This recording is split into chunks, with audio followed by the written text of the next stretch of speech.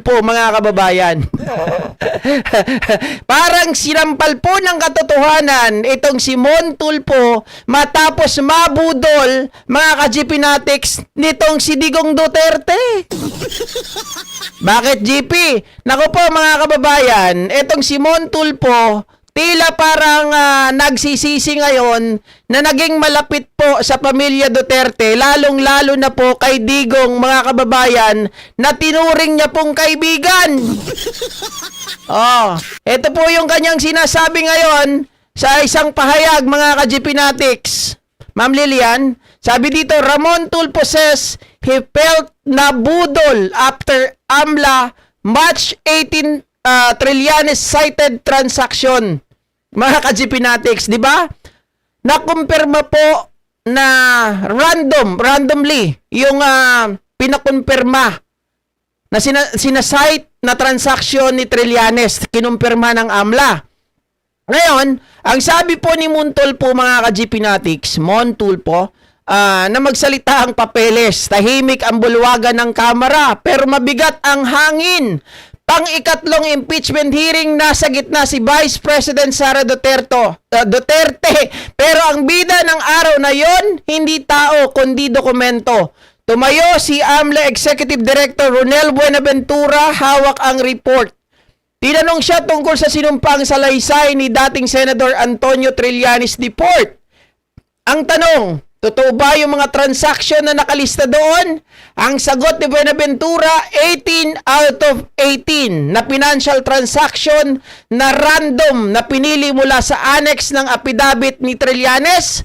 Lahat umiiral sa report ng AMLA, walang dagdag, walang bawas, kinumpirma. Pero hindi doon natapos, inilatag ng AMLA ang mas malawak na report mula October 13, 2005 hanggang Enero 28, 2026.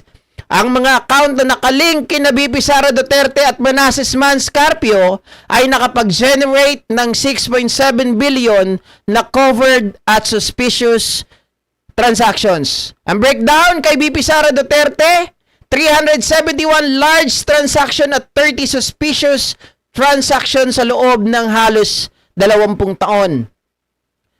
1.83 billion ang pumasok, 1.21 billion ang lumabas. May 791.1 million pa na hindi malinaw kung pasok o labas. Yan yung others. Mahalagang linaw. Wala pang hatol, bahagi pa lang ito ng legislative at evidentiary review sa impeachment process. Hindi pa ito patunay ng kasalanan. Correct, tama naman yon. Pero hindi pa ito conviction, papeles pa lang, numbers pa lang, pero papeles na ngayon ay nasa record ng Kongreso. Mga kababayan, paglabas ng balita, umugong ang social media. Isa sa mga nag-react si Ramon Tulfo. Kasi hindi ito naniniwala sa pasabog ni Trillanes dati. Di syempre kaibigan niya si Digong eh.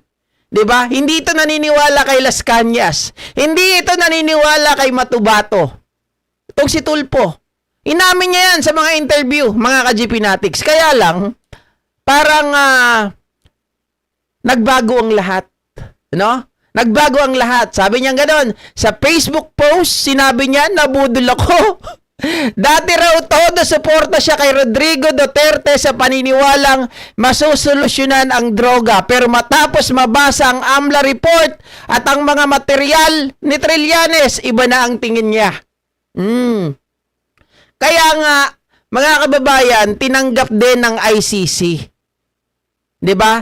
Biruin niyo, sabi ni Trillanes, eto daw si Las Cañas, parang 1 o 2 linggo daw na kino-cross-examine. At tama daw lahat ng kanyang sinasabi na kahit pagbalik-balik ta rin, talagang yung sinasabi ni Arturo Las Cañas ay talagang tugma, iisa, walang talagang pagkakaiba ang kanyang mga sinasabi. So ngayon, mga kababayan, yun ay nagko-corroborate din sa mga sinasabi ni Trillanes bukod sa kinumpirma ito ng AMLA. So ngayon, etong si Ramon Tulfo, hindi na sigaw sa plaza. Hindi na pangako sa entablado kundi numero, petsa, bank transaction, naka-imprenta, naka-sign, naka-file. At dito pumapasok ang malalim na punto. Sa politika, madaling kumapit sa tao, sa apelyedo, sa tapang, sa karisma. Pero ang demokrasya, hindi nabubuhay sa loyalty. Nabubuhay ito sa papeles, sa records, sa due process. May mga bagay na hindi marunong magsinungaling, hindi marunong magpa-cute sa camera. At ang mga leader nagbibigay ng inspirasyon pero ang dokumento nagbibigay ng katotohanan at minsan magkaibang dalawa. Kaya ang nangyari noong April 22, mas malaki pa sa impeachment. Isa itong paalala mas malusog ang demokrasya kapag ang mamamayan handang tumingin sa facts ng diretsyo, handang umamin kung nalinlang at pinili ang pananagutan kaysa bulag na pagkapit. Nako, DDS. May patama sa inyo si Montulfo, no? Sabi niyang ganun, pag dokumento na daw ang nagsalita, dapat umamin na kayo na nalinlang kayo. Dahil mas mahalagang piliin ang pananagutan kaysa bulag sa pagkakakapit. Aray, DDS, ang sakit. Diba? Sabi dito, sa dulo hindi pangalan ang magliligtas sa bansa kundi ang lakas ng loob ng taong bayan na ilagay ang katotohanan kahit masakit, mas mataas kaysa sa katapatan sa tao. Dahil sa public life, loyalty should never be stronger than truth. Yun ang aral dito mga DDS. No? Dapat magising na kayo sa katotohanan. Si Montulfo nga talagang tinuturing niya up until before, mga kababayan, before this event happened, di ba? Oh. Ayan. Kumbaga, nagsisi at umamin na nabudol siya ni Digong Duterte. Kasi numbers don't lie. Records don't lie. Documents don't lie.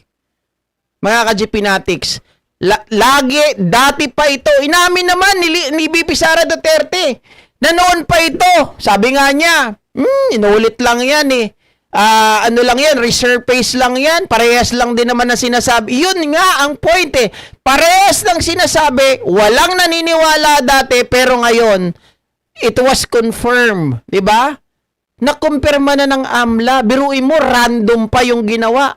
18 out of 18, mga kababayan. Okay sana kung ang lumabas doon is sabihin natin 2 out of 18. Diba? Kaso 18 out of 18. So, very certain. Direkta ang sagot na talagang meron nun. Anong mga palusot nila, mga kababayan? Ang palusot ng kampo ni BP Sara Duterte, may mga transaction. Hindi naman sila umamin na talagang may transaction. Pero it's tantamount na may transaction. Kasi ang sinasabi nila, hindi porket may lumabas, may pumasok ng mga transaction, ibig sabihin, yan ay masama ng transaction. Or ito ay illegal. So, ibig sabihin, umaamin sila na mayroon talagang transaction. Mga kababayan, ngayon, tungkol sa pera, mamaya pag-uusapan natin yan. Dahil mayroon din po silang ibang paliwanag sa bagay na yan. Diyos ko, talagang tong kampo ni Bibi Sara hindi nawala ng paliwanag. Kaya lang, bakit kayo nagpapaliwanag sa social media? Bakit di kayo magpaliwanag sa proper forum? No? Pero again, mga kababayan, kudos dito kay Montulfo na umaamin na siya po ay nabudol, na siya po ay nagkamali sa pagtitiwala kay Digong Duterte. Siyempre nga naman, Montulfo, ang kasabihan nga nila, bago mo mapaniwala ang iba, kailangan mapaniwala mo muna ang kaibigan mo. Ganon ang ginawa sa iyo ni Duterte. Minekos-mekos ka muna. Sundin mo ko, maniwala ka sa akin. Lahat ng sasabihin ko, totoo. Wala kang alinlangan. Parang dinasalan Di ba? Parang kang dinasalan ni Digong. Hindi mo nakita kung ano ang mga pagkakamali. Hindi mo nakita. Lahat ng siguro na pinakita sa iyo ay pawang pagkukunwari. At least umamin siya. Sana meron din mga DDS na umamin. Sana may mga DDS din na kahit papaano, mga kababayan, ay nagbago na ng isip, no? Yung Yung mga open-minded dyan, nakita nyo na. Huwag na kayo mag-alinlangan pa. Umamin na kayo na nabudol din kayo. Oh. Si Montulpo nga umamin eh.